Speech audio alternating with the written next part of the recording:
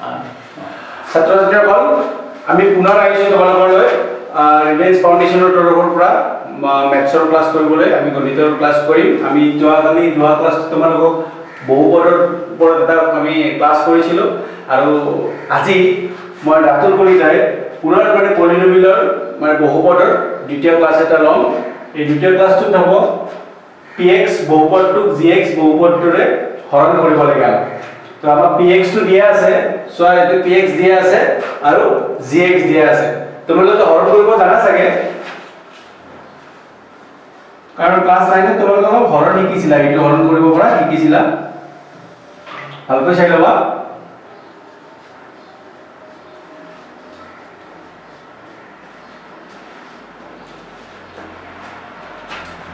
x³ - 3x² + 5x - 3 আৰু ইফালে আছে x² - 2 আমি হৰণ কৰিব লাগিব আৰু আমি যেতিয়া হৰণ কৰিম তেতিয়া আমি সদায় লক্ষ্য কৰিম আমাৰ ইয়াত কি আছে প্ৰথম ভেৰিয়েবলটো আছে x² আৰু ইফালে আছে প্ৰথম x³ তো আমি প্ৰথমতে যেতিয়া ডিভাইড কৰিব যাওঁতে আমি প্ৰথম x³ টো কেনসেল কৰিব চেষ্টা কৰিব লাগিব ইয়াত আছে x³ ইয়াত আছে ইয়াত আছে x² ইয়াত আছে x³ তো x³ আৰু x² ক যদি তুমি ডিভাইড কৰা তেতিয়ালে কি দিব লাগিব তুমি x দি দিলা ইয়াত আছে x ৰ পাৱাৰ কি আছে 1 আছে ইয়াত 2 আছে 2 + 1 3 এটো কি হ'ল x³ এটা আমাৰ x² আৰু x ইনটু কৰিলে x³ হ'ল তো x³ হোৱাৰ লগে আমি কি কৰিম আকৌ মাইনাস ইয়াত আছে প্লাস প্লাস মাইনাস মাইনাস আৰু 2 ইনটু x twice x এটা সোয়া আমি যদি ইয়াত twice x লিখি দিও ইয়াত মাইনাস twice x হ'ব লাগে ইয়াত যদি মাইনাস twice x লিখি দিও সবা ইয়াত ওপৰত x² আছে আৰু ইয়াত x আছে তো গটিকে x আৰু x² ৰ মাজত আমি প্লাস মাইনাস কৰিব নোৱাৰিম গটিকে আমি কি কৰিম এই যেটো মাইনাস twice x টো আমি 5x ৰ তলত লিখিম এই তোমালোকৰ মনকৰ এটা জায়গা বুজি পাইছা আৰু x ৰ তলত যদি x লিখিলে আমি মাইনাস বা প্লাস কৰিব নোৱাৰো গলে x ৰ তলত x টো লিখি দিছো এটা মাইনাস বা এটো কেনসেল গুছি গল এতিয়া আহিব ইয়াত মাইনাস 3x² এটো মাইনাস টু প্লাস হ'ব প্লাস 7x - 3 ঠিক আছে এটো তো এতিয়া চাবা আমি এটা 3x² কৰিব লাগিব ইয়াত আছে x² ইয়াত আছে x² ইয়াত প্লাস আছে ইয়াত মাইনাস আছে গতিকে আমি ইয়াত প্ৰথমতে মাইনাস দিম প্লাস মাইনাস মাইনাস 3x² আছে আৰু x² আছে গতিকে আমি কি কৰিম এটা 3 এটা দিম 3 into x² কি হ'ব 3x² হ'ল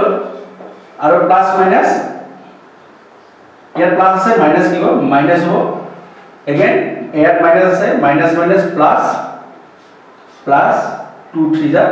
6 আকৌ তোমালোকক এটা কথা কৈছো যে মই ইয়াত 6 টো লিখিলো এই কাৰণে যদি আমি x ৰ তলত লিখো তেতিয়ালে কনস্ট্যান্ট আৰু x ৰ লগত আমি প্লাস মাইনাস কৰিব নোৱাৰে এই কাৰণে আমি 6 টো ইয়াত লিখিছো এটা এইটো কেনসেল গুছি গল তোমাৰ 7x টো তলত আহিব এইটো প্লাস টু মাইনাস হৈ যাব -9 এটা তোমালোকে চোৱা এই যে x² আছে ইয়াৰ পাৱাৰ আছে 2 আৰু ইয়াৰ পাৱাৰ আছে 1 তেতিয়ালে এইটো ডিভাইড কৰিব আমি নোৱাৰিম গতিকে ইয়াতে আমাৰ ডিভিজনটো শেষ হ'ব হৰণটো শেষ হ'ব গতিকে আমাক কি উলিয়াব লাগে আমি কি উলিয়াম এতিয়া হৰণটো কৰিব পাই ভাগফল আৰু ভাগশেষ আমাৰ ভাগফল কিমান আহিছে x - 3 আৰু ভাগশেষ কিমান আহিছে চোৱা ভাগশেষ আহিছে 7x - 9 এটো চাগে বুজি পাইছা তোমালোকে এটো হৈছে আমাৰ পলিনোমিয়ালত আমি হৰণ কৰিম আমাৰ যেটো দীৰ্ঘ হৰণ বুলি কয় আমি এই হৰণ প্ৰক্ৰিয়াৰে আমি এটো কৰিছো আমি px ক gx বহুপদৰে হৰণ কৰিছো ইয়াৰ পিছত মই অন্য এটা কোৱেশ্চন লৈ যাম এতিয়া চোৱা আমি হৰণটো কৰিলো এতিয়া আমি ত্ৰিঘাত বহুপদৰ আমি এটা অংক কৰিম তাৰে আগতে তোমালোকক ত্ৰিঘাত বহুপদ কি হয় মই তোমালোকক কৈছো ত্ৰিঘাত বহুপদ ইয়াত আমাৰ এটা কোৱেশ্চন দিয়া আছে যে সত্যাপন কৰা যে 2 1 1 এই বহুপদটোৰ শূন্য হ'ব মানে এই বহুপদটোৰ সঠিক ঘাত আটাইতকৈ ডাঙৰ ঘাত কি আছে 3 এটা আছে 2 এটা আছে 1 তো যেটো ইয়াৰ পাৱাৰটো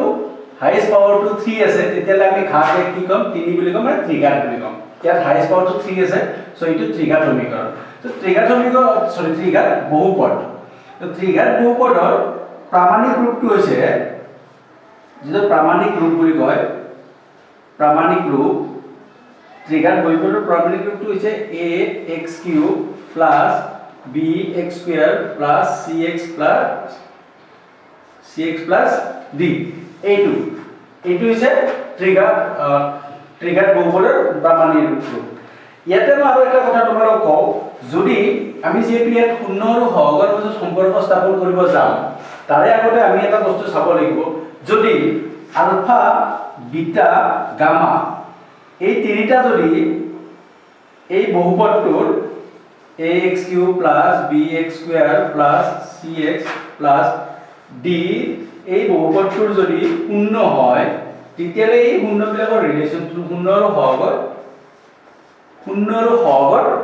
যেটা সম্পৰ্ক এই সম্পৰ্কটো চাই লোৱা তেতিয়া কি হ'ব alpha plus beta plus gamma equal এটো কি হ'ব মাইনাস b বাই a তাৰ পিছত আলফা বিটা গামা বা আলফা গামা যদি কৰা তেতিয়া এটো কি হ'ব c বাই a আৰু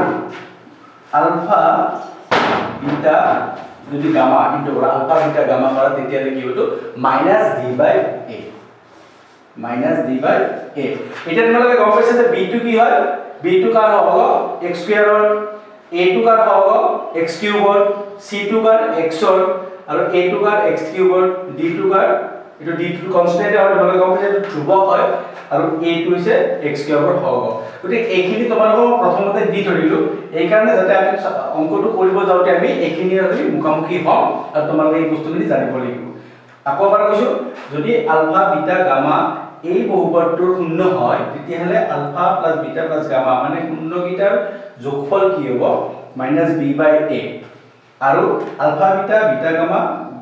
গামা আলফা যদি হয় তেতিয়ালে হ'ব c বাই a আৰু যদি পূৰণ ফল হয় ডাইৰেক্ট -d বাই a মানে কনস্ট্যান্ট বাই a ধ্ৰুবক ডিভাইড বাই a গতিকে তুমি চোৱা আৰু a b c মই আকৌ নকওঁ আৰু তোমালোকক কাৰণ a b c কাৰ কোএফিচিয়েন্ট কাৰ সহগ হয় তোমালোকে গম পাইছা এতিয়া আমি অংকটোৰ ফালে আগবাঢ়ো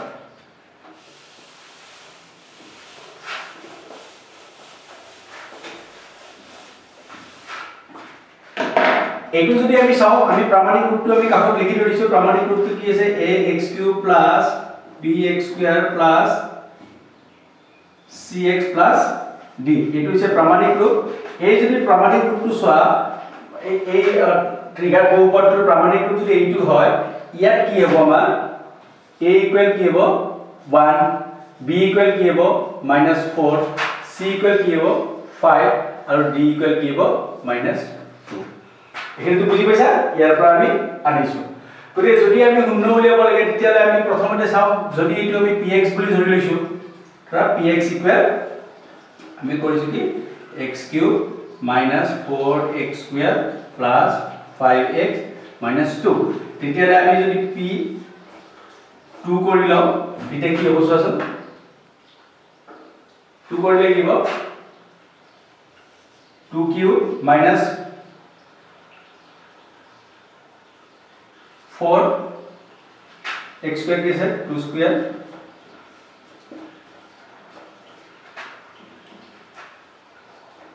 -8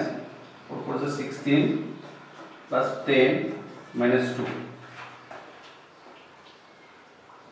মানে এটো কিমান হল 0 মানে 2 টু আমাৰ কি হ'ব শূন্য হ'ব আকৌ এবাৰ যদি p1 ত চাও p1 ত তোমালোকে চোৱা কি হ'ব তোমালোকে নিজে কৰিব পাৰিবা 1³ 4 into 1 square plus 5 into 1 minus 2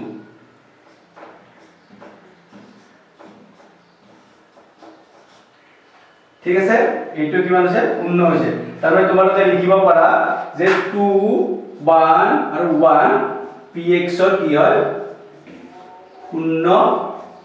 হয় 2 1 ৰ কি হয় px ৰ 0 হয় এইটো আমি গম পালো এতিয়া আমাক কৈছে যে সত্যাপন কৰা যে 2 1 আৰু এইটো 0 হ'ব তো আমি 2 1 কৈছো যেহেতু দুটা 1 আছে আমি দুটা 1 লিখিছো তে ইয়াৰ 0 হ'ব বুলি আমি পাৰো এটা আমি second part of the question second পাৰ্টত আমি চাম সেকেন্ড পাৰ্টত কি কৈছে আমাৰ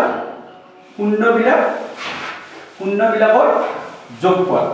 এটা চোৱা আমি যদি শূন্যবিলাক চাওঁ আমি সাপোজ আমি শূন্য ধৰিছো ধৰা হল আমি শূন্যকিটা আমি লিখি দিলো আলফা ইকুৱেল 2 বিটা ইকুৱেল 1 আৰু গামা ইকুৱেল 1 তো আমি আলফা বিটা গামা কৰি ললো কি হয় এইটো হৈছে আলফা বিটা গামা যদি আলফা বিটা গামা কৰো আমি চোৱা 2 plus 1 plus 1 মানে কিমান হল 4 4 হৈছে 4 আমি এনেকৈ লিখিব পাৰো 4/1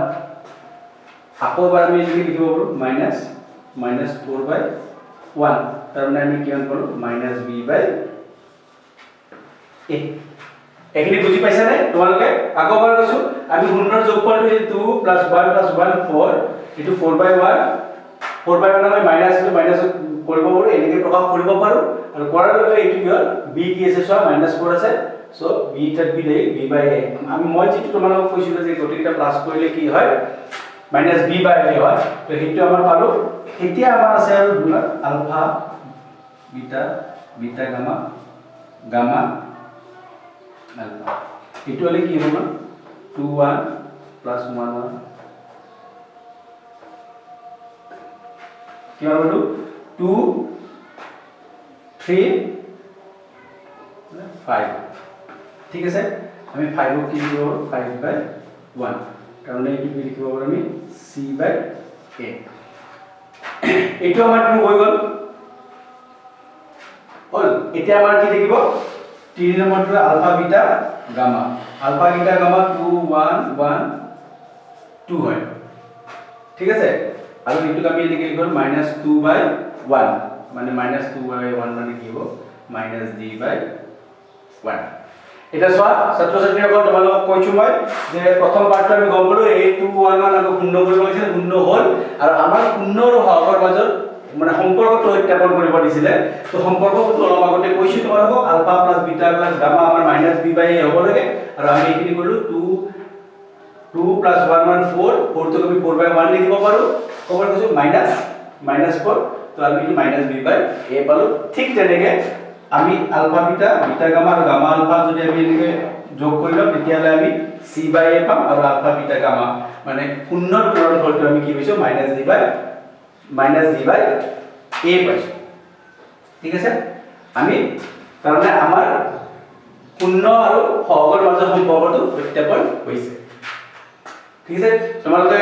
মই আশা কৰিছো তোমালোকে এইটো বুজি পাইছা আৰু যদি তোমালোকে ভালকৈ বুজি পাইছা আৰু আমাৰ ক্লাছবিলাক যদি ভাল লাগিছে তেতিয়ালে আমাৰ এই ভিডিওটো সাবস্ক্ৰাইব কৰিবা লাইক কৰিবা আৰু কমেন্ট কৰিবা আৰু কমেন্ট বক্সত গৈ যদি কিবা